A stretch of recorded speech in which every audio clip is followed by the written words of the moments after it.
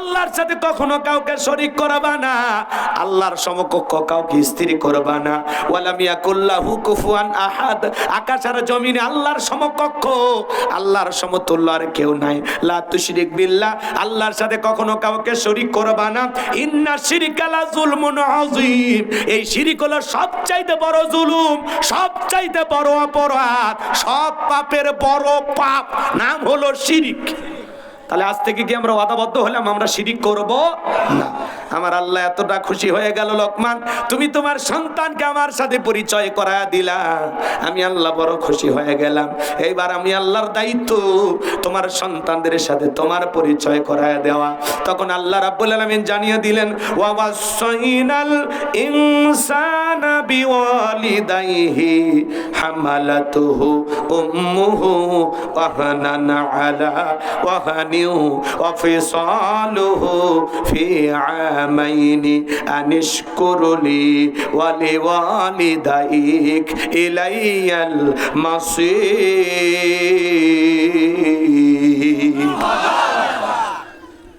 5 থেকে 7 মিনিট এই কথাটা বলবো আয়াতটা নিয়ে। আল্লাহ বলতেছে, লোকমান তুমি সন্তানদেরকে আমার সাথে পরিচয় করা দিলা, আমি আল্লাহ বড় খুশি হয়ে গেলাম। এইবার আমার দায়িত্ব তোমার সন্তানদেরকে তোমার সাথে পরিচয় করায় দেওয়া। এই জন্য আল্লাহ তাআলা পিতামাতার খেদমতে আল্লাহ চলা শুরু করলেন, বলেন সুবহানাল্লাহ। পিতামাতার যে কত দরদ, কত যত্ন করতে হবে, কত আদর করতে হবে, সেই কথা আল্লাহ বলতেছেন। ওটা বসা করতেছেন কেন ভাই? আমি আগে বলছি একটু 12:30 পরে বাজান যান, একটু দয়া করে উঠেন না, বসেন। আমার ভাইরা শোনেন, আল্লাহ তাআলা জানিয়ে দিলেন, ওয়াসাইনাল ইনসানা বিওয়ালিদাইহি হামালাতুহু উম্মুহু ওয়াহনান আলা ওয়াহনি ওয়া ফিসালুহু ফি আমাইনি আনিশকুরলি ওয়া লিওয়ালিদাইক ইলাইয়াল মাসির।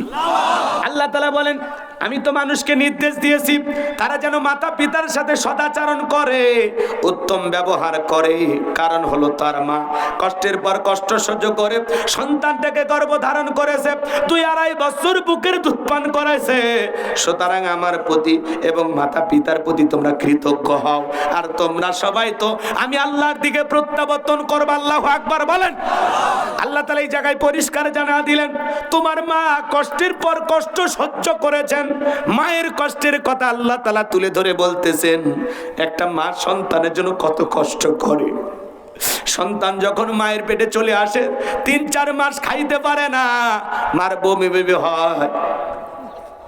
6-7 মাস যখন আস্তে আস্তে সন্তানটা মায়ের পেটে বড় হয়, 7 মাস একদিন যখন হয়ে যায়, আপনি আমি মায়ের গর্ভে যেই জায়গাটা তার থাকি, এই জায়গাটা মাত্র 10 ইঞ্চি। এ বাজান 7 মাস একদিন পরে সন্তানটার এই জায়গা পরিপূর্ণ হয়ে যায়। তখন আল্লাহ তাআলা কি করেন, সন্তানের 2টা পাপ মার কলিজার সাথে লাগায়া দেয়। সন্তান যত বড় হয়, সন্তানের 2টা পায়ের সাথে মার কলিজাটা তত উপরে উঠতে থাকে। আমার ভাইয়েরা, ডাক্তারি গবেষণায় বলা হয়েছে বাজান, যেই সন্তান সবচাইতে কম মায়ের পেটে নাড়াচাড়া করে, ওই সন্তানটা মায়ের গর্ভে থাকা অবস্থায় 4,500 বার মায়ের কলিজায় লাথি মারে। আজকে এই দুনিয়ার জমিনে সবচাইতে অবহেলিত হলো মা বাবা। 95% ফ্যামিলির দিকে তাকায় দেখেন বাজান, পিতামাতার সাথে আমাদের ভালো ব্যবহার না। আমি আপনাদের কাছে 5 থেকে 10টা মিনিট চেয়ে নিলাম বাজান, এরপরে আমি অন্য পয়েন্ট নিয়ে আলোচনা করব, নতুন কোনো বিষয় আপনাদেরকে শোনাবো বাজান। দিলটা নরম করে গুনাহগারের কথাগুলো শুনে যান। 8-9 মাস যখন হয়ে যায়, মার পেটটা তরমুজের মতো বড় হয়ে যায়। মা ঘুমাইতে পারে না, সারা রাত জাগায় জাগায় কাটায় দেয়। যে মা সন্তান পেটের ভিতর নিয়ে ঘুমাইতে পারে না, সারা রাত জায়গা নফল নামাজ পড়লে যে সব হয়, মায়ের আমল নামায় আমার আল্লাহ সেই সব লিখে দেয়। ডেলিভারির সময় যখন চলে আসে, গভীর নিশীথে মা বাবার 2টা পা জড়ায় কান্দে।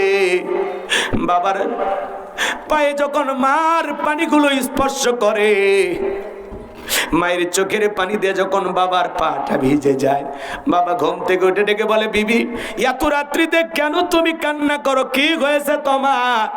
ডেকে বলে, স্বামী কত মহিলা সন্তান জন্ম দেখে মারা যায়, আমার বড় ভয় করে গো স্বামী, আমি যদি মারা যাই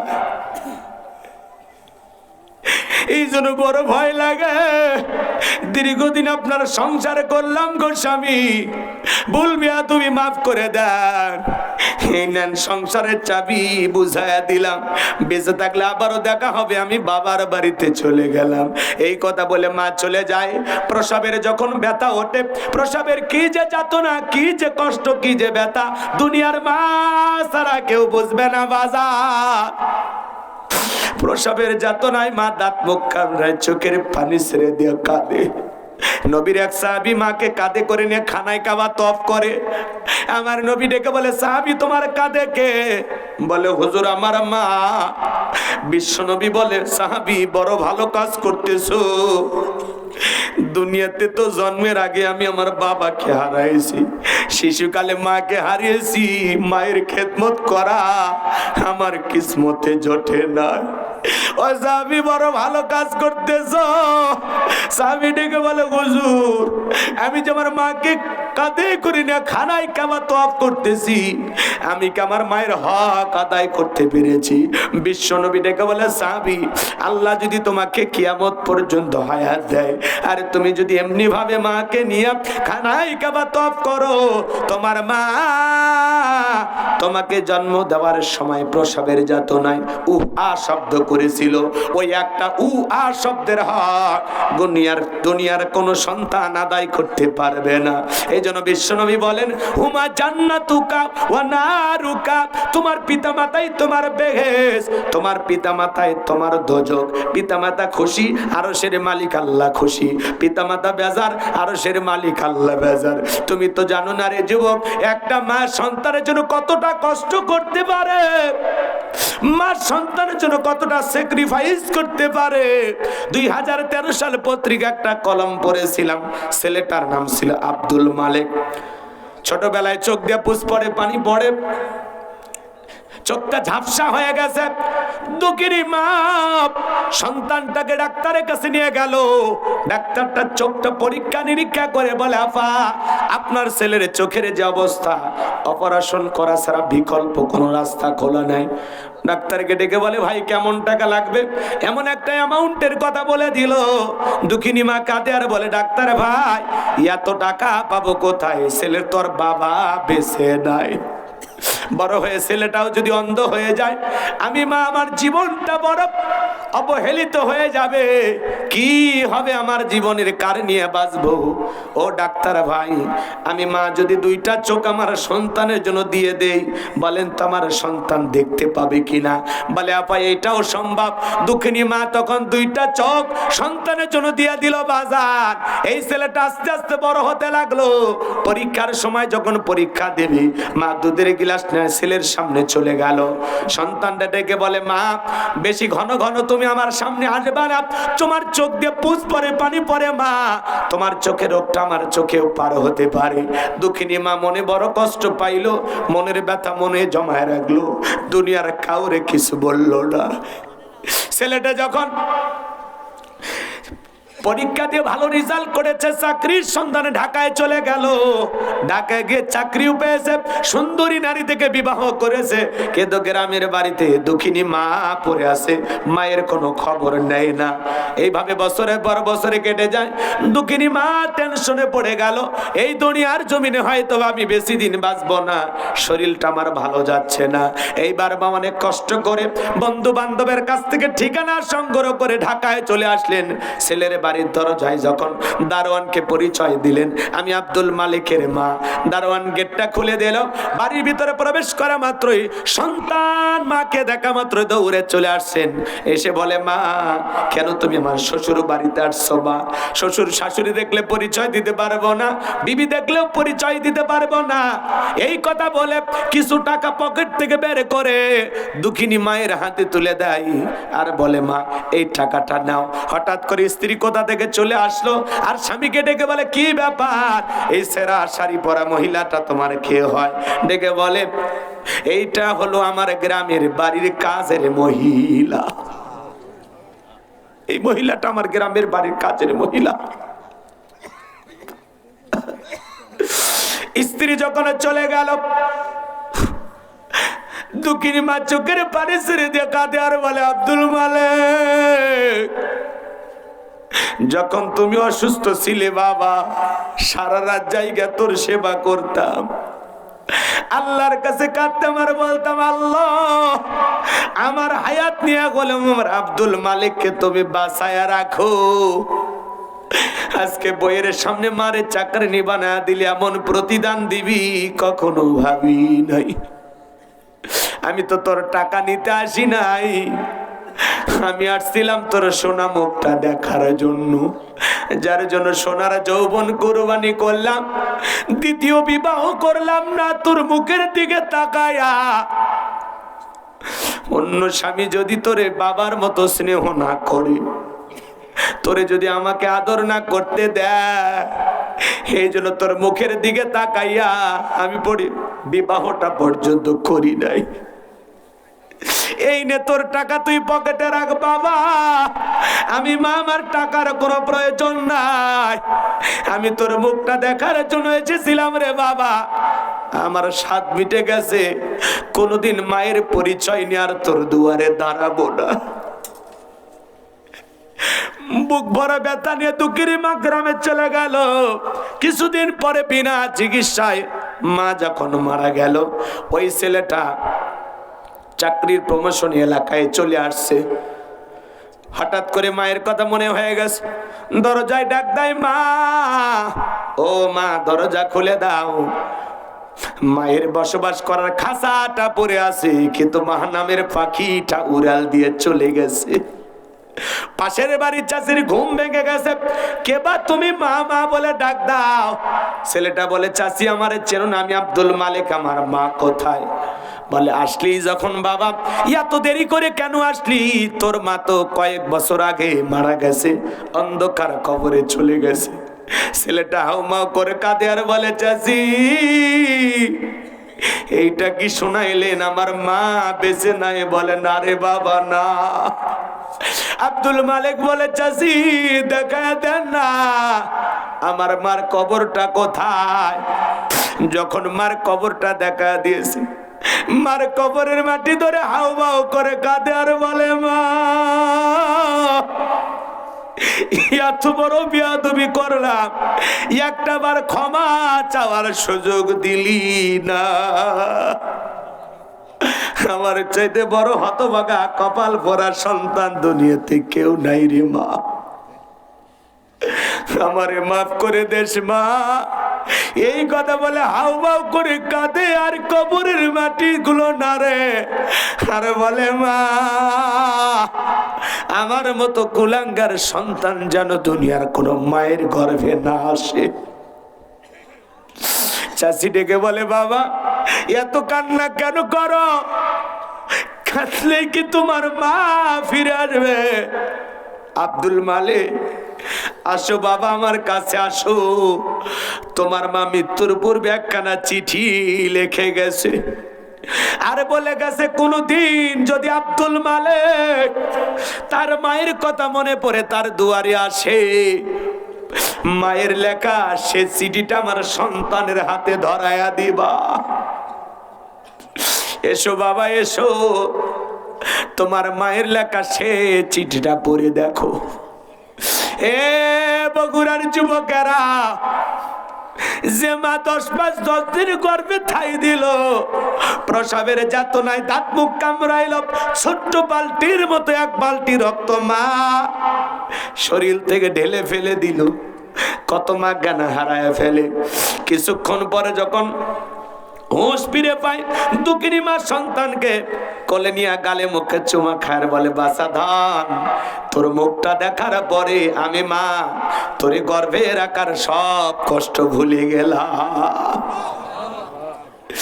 হে যুবক, তুমি আমি যখন কথা বলতে পারতাম না, মুখে কোনো ভাষা ছিল না, ম্যা ম্যা বলে চিল্লাইতাম, ট্যাটু করতাম, কথা বলার কোনো ভাষা ছিল না। দুনিয়ার কোনো মানুষ তোমার আমার কষ্ট বুঝতো না। একজন মানুষ তোমার আমার কষ্ট বুঝতো, তার নাম হলো মা। এই মায়ের ঋণ আমরা শোধ করতে পারবো না রে যুবক।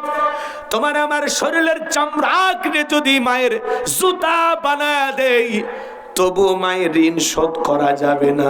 কথা বলেন না কেন? রাগ করেন নাকি?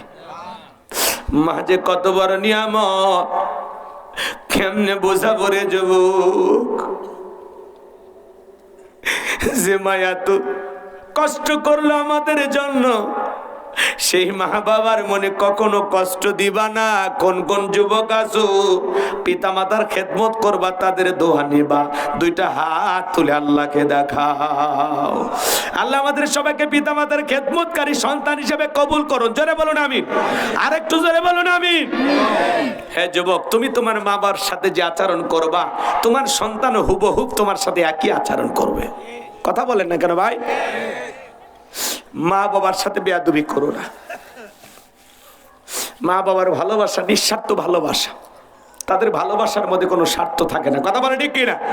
রক্তে ভাসিয়া যাত নাই কাঁদিয়া আনলে মাগো আমায় দুনিয়ায়, তোমার ঋণ আমি কি দিয়ে শোধাই মাগো, তোমার ঋণ আমি কি দিয়ে শোধাই। দেখেছি পৃথিবীতে প্রথম মায়ের মুখ, পেয়েছি ভালোবাসায় পূর্ণ মায়ের বুক। বলতে পারি না কথা, মা বোঝে আমার ব্যথা, তাই তো রেখেছো মা বুকেতে জড়াই। তোমার ঋণ আমি কি দিয়ে শোধাই মাগো, তোমার ঋণ আমি কি দিয়ে শোধাই। কখনো গভীর রাতে উঠলে আমি কেঁদে, বুকে মা শক্ত করে রাখতো আমায় বেঁধে। তোমার এই দুধের দাম কে দেবে প্রতিদান, এই দুনিয়ায় মাগো আজ মেলে নাই। তোমার ঋণ আমি কি দিয়ে শোধাই মাগো, তোমার ঋণ আমি কি দিয়ে শোধাই। মারহাবা কম কষ্ট হয়। এ যুবক, বউ পাইয়া পাগল হয়ে না। বইয়ের ভালোবাসা বইয়ের কাছে, মায়ের ভালোবাসা মায়ের কাছে। দুইটা নারী তোমার জীবনের দামি। কথা কয় না কে? মা হলো জননী, আরেকজন হলো সহধর্মিনী। দুইটা নারীরই মূল্যায়ন করতে হবে। কারো প্রতি অবহেলা করার সুযোগ নাই, ব্যালেন্স করে চলতে হবে। বউ যতই বুঝা, বইয়ের কথা শুনে কখনো মাকে কষ্ট দেয়া যাবে না। আবার মায়ের কথা শুনে বউকে কখনো বিচারে কাঠগড়ায় দাঁড় করানো যাবে না। দুইজনের কথা শুনবা, বুঝবা, চিন্তা ভাবনা করবা, এরপরে সামনে আগাবা। আর বাসর ঘরে বিড়াল মার লাগবে, কথা আছে না? শুনছো না তোমরা?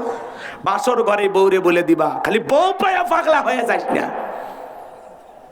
শ্বশুরের দেওয়া একটা ডিসকভার পালসার পাইলে পাগল হয়ে যায়, পাশার তলে দিল আর পাশা গরম হয়ে যায়। শাশুড়ির দরজায় ব্রেক করে ডাক দে, কয় আম্মা। শাশুড়ি এক আম্মা ডাক শুনে 500 টাকা দেখো, আব্বা যাও তো হুন্ডের তেল তোলো। কথা খায় না?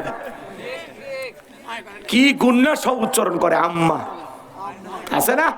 শ্বশুর দেখলে আব্বা কেমন আছেন, আব্বা কি খেয়েছেন, আব্বা আব্বা কুইতে মুখের ফেনা তুলে ফেলে দেয়। কয় ছোটবেলায় মাদ্রাসায় পড়েছিল, কলকলার সব হরফ মুখস্থ, আছে না? না, শ্বশুর ডাক দেয় আব্বা আম্মা, আর মা বাবা হয়ে যায় বুড়ে বুড়ি। তোর কপাল জাতি আর গুড়ি, মরার পরে ফেরেশতারা বাইরা ফুটে করবে তোর ভুড়ি, জাহান্নামে হবে তোর বসত বাড়ি। যে সন্তান রাগান্বিত হয়ে মা বাবাকে বাড়ি থেকে তাড়ায় দেয়, মা বাবাকে বৃদ্ধাশ্রমে পাঠায় দেয়, ওই সন্তান মা বাবাকে আলাদা করে দেয়নি, নিজের ভাগ্য থেকে জান্নাতকে আলাদা করে দেয়। খবরদার, মা বাবার সাথে খারাপ ব্যবহার করবেন। এক শিক্ষিত লোকের গল্প পড়েছিলাম, বাড়িতে অনেক খাবার, তেহের নিয়ে বিরিয়ানি, রোস্ট, বাপরে দামি খাবার, সব দামি খাবার বন্ধু বান্ধব খাওয়া যায়। আজকে বন্ধুর দাম আছে, বাবার দাম নাই। কথা বলেন, জোড়াতালিতেও বন্ধু বগুড়া থেকে এসে দাওয়াত খাওয়া যায়, আর বাড়ির পাশে মায়ের পেটের আপন ছোট ভাই, তার বাড়িতে এক প্লেট ভাত চায় না। কপাল পোড়া যুবক, তুমি কিসের মুসলমান? জান্নাত যাবা কোন দিক দিয়ে? গেট খুলে থুয়েছ? হ্যাঁ, গেট কাটে থুয়াচ্ছ তুমি। হ্যাঁ, বাড়িতে মা বাবা না খায় থাকে, পীরের দরবারে গরু নিয়ে দৌড়াই। শ্বশুর শাশুড়ি মহব্বত বজায়, শ্বশুর শাশুড়ি সেবা করতে হবে, ভালোবাসা দিতে হবে, যত্ন করতে হবে, এটা ভিন্ন কথা। স্ত্রীর বাবা মা হিসেবে যতটুকু প্রাপ্য সম্মান সেটা দিবা, তবে মা বাবার চাইতে কম না বেশি? কম। কথা কয় না কে? আজকে শ্বশুর শাশুড়ি পায় পাগল হয়ে যায়, একটা 5-4 ডিসকভার 1 লাখ 1.5 লাখ টাকা যৌতুক পায় পাগল হয়ে গেলি। আরে বেঈমান, আরে স্বার্থপর, তোরে 22 বছর 25 বছর লালন পালন করতে গিয়ে ওইরকম 10টা 15টা পালসার ডিসকভারের টাকা তোর পেছনে খরচ হয়ে গেছে রে। এই বেঈমান, কেমনে ভুলে গেলি? কেমনে? ঠিক আসতে কোস কেন বেটা? তোর যে 22 বছর বয়স, এতদিন পর্যন্ত লালন পালন করতে টাকা খরচ হয়নি? হ্যাঁ, রেডিমেড আব্বা আম্মা পায় পাগল হয়ে গেছো। আমি বলতেছি অবশ্যই তাদের মূল্যায়ন করতে হবে, কিন্তু মা বাবার চাইতে বেশি না। কথা কান 12:30 বাচ্চা তো তোর কি হচ্ছে? কাকু টাইম দেওয়া আছে, চলে যা। কিসের 2টা? ওয়াজ শেষ করে তারপরে যাব। রাগ করতেছেন আপনারা? তাহলে মা বাবার মনে কষ্ট দেওয়া যাবে? শোনো, একটা ভাঙ্গা প্লেটে কিছু একটু খাবার দিয়ে ছোট ছেলেকে বলতেছে, যাও এটা তোমার দাদু ভাইকে দিয়ে আসো। এখনকার বাচ্চারা তো কম্পিউটার, জন্ম হয় একটা নাসা বিজ্ঞানী। শোনেন, তখন বলতেছে, আব্বা এই ভাঙ্গা প্লেটে একটু খাবার, ব্যাপারটা কি? আমরা তো ভালো খাইলাম, তো দাদুর জন্য এই খাবার। তখন বলতেছে, তোর দাদুর বয়স হয়ে গেছে, এই খাবারে চলবে, যা। তখন বলতেছে, আব্বা তাহলে আমি এই প্লেটটা রেখে দেব, দাদুর মতো যখন আপনার বয়স হবে তখন এই প্লেটে করে আমিও আপনাকে খাইতে দেব। বিবেকের দরজা খুলে গেছে। আজকে কি রহমত এইভাবেই পড়বে? ঠিক আছে, মানে নেন, প্রচন্ড কুয়াশা মনে হয় বাইরে, এই জন্য আমরা, ঠিক আছে টিস্যু দিলাম, এই জন্যই আপনারা বোঝেন না তো, অতিরিক্ত বুঝলে সমস্যা। টিস্যুর ভিতরে পড়লে এটা চটকাবে কম, ঠিক আছে? এডিকশন কষ্ট হচ্ছে বাজান, বসেন না, না না, আরেকটু একটু চেপে ধরেন।